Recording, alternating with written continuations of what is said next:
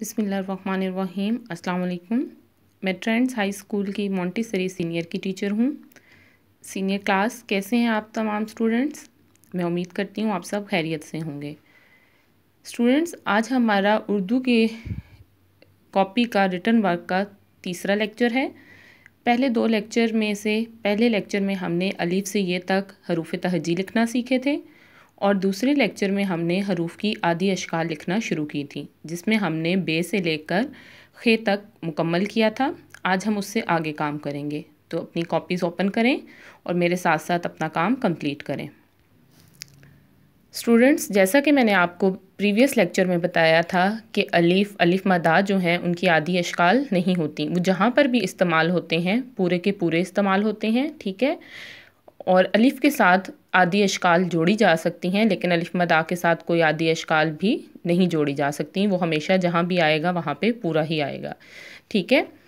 तो अब उसमें हमने क्या किया था? बे, पे, ते, टे, से, जीम, चे, हे और खे।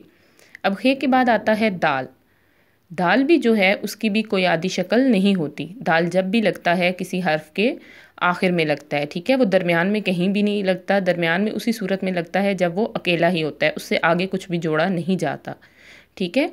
तो उसको इसलिए पूरा का पूरा लिखा जाता है, ठीक है। दाल, डाल, जाल, ये बिल्कुल इसी तरह से पूरे के पूरे लिखे जाते हैं। उसके बाद रे, अड़े, जे और ये, वो भी अपनी पूरी शक्ल में ही रहते हैं। उसके बाद आ गया सीन। अब सीन हम लिखेंगे और उसकी आदि शक्ल भी लिखेंगे। सीन उसी तरह से दो उसके शोशे बनाएंगे और इस तरह से, ठीक है। अब सीन की आदि शक्ल क्या होगी? ये दो शोशे बनाएंगे और यहाँ से ये इसकी थोड़ी सी चीज़ आगे इस तरह से बन जाएगी, जिसका मतलब ये है कि ये किसी चीज़ के साथ आगे किसी दूसरे हर्फ के साथ जुड़ सकता है। एक दफ़ा फिर से देखें, ये सीन की निशानी, ठीक है। सीन लिखना तो आपने बहुत अच्छी तरह से सीखा हुआ है। इसके बाद है शीन। इसी तरह से इन दो दरमियान वाली लाइनों पे इसके शोशे बनेंगे, नुक्ते ऊपर सुर्ख लाइन पर, और उसी तरह से इसकी भी निशानी या आदि शक्ल जो है वो बन जाएगी, ठीक है। समझ आ रही है आपको? इसी तरह से आप सब ने भी फॉर्मेशन के साथ अपना काम करना है। शीन के बाद आता है स्वाद। स्वाद हमेशा थर्ड लाइन से शुरू होता है। आप लोग क्या करते हैं, पहले गोल बनाते हैं फिर लाइन लगाते हैं, ऐसे नहीं करना आपने अब, ठीक है। अब आप सीनियर क्लास में आ गए हैं, आप बड़े हो गए हैं। आपने यहाँ से इसको स्टार्ट करना है इस तरह से, और ये स्वाद।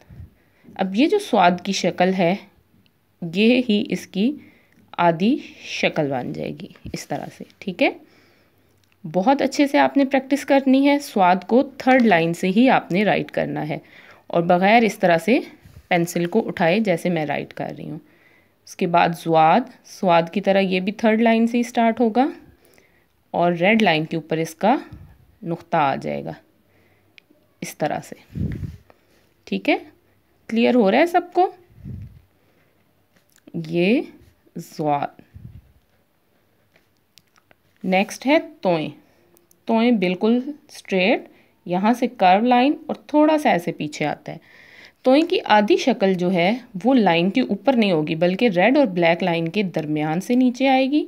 यहाँ पे इसका इसी तरह से गोल बन के यहाँ से ये इस तरह ऊपर की तरफ मुड़ जाएगा, ठीक है। तोएं बिल्कुल सीधा, जबकि उसकी निशानी यहाँ दरमियान से शुरू होके यहाँ से थोड़ा ऊपर की तरफ मुड़ जाएगी। अब जैसे आपने तोएं लिखा है, सेम वैसे के वैसे यहाँ पर आ जाएगा जोएं। जोएं की निशानी भी तोएं की निशानी की तरह ही होगी, ठीक है। ये उसके बाद बारी आती है आइन। ये देखें, एक छोटा कर्व, एक बड़ा कर्व और ये, और इसकी आधी शक्ल बस इतनी सी, ठीक है। छोटा कर्व, बड़ा कर्व, आधी शक्ल सिर्फ इतनी सी। उसके बाद आ गया गाइन। ये देखें, जैसे आइन लिखा था हमने, बिल्कुल वैसा गाइन, जैसे आइन की छोटी शक्ल आधी शक्ल, वैसे ही गाइन की भी आधी शक्ल। ठीक है, सिर्फ फ़र्क क्या है इसके अंदर, नुक्ते का। सीन, शीन, स्वाद, स्वाद, तोएं, जोएं, आइन, गाइन, ये एक दूसरे से मिलते जुलते होते हैं, लेकिन एक एक नुक्ते का इनमें फ़र्क है। जैसे सीन खाली होता है और शीन के ऊपर शक्ल वैसी ही होती है, लेकिन उसके ऊपर 3 नुक्ते होते हैं। ठीक है, अब ये फ़े है। फ़े भी ये देखिए मैंने 3rd लाइन से स्टार्ट किया है, ऊपर लेके गई हूँ और वापस लेके आई हूँ। आपने भी इस चीज़ का ध्यान रखना है और इसको ऐसे ही कंप्लीट करना है। ओके, थैंक यू, अल्लाह हाफिज़।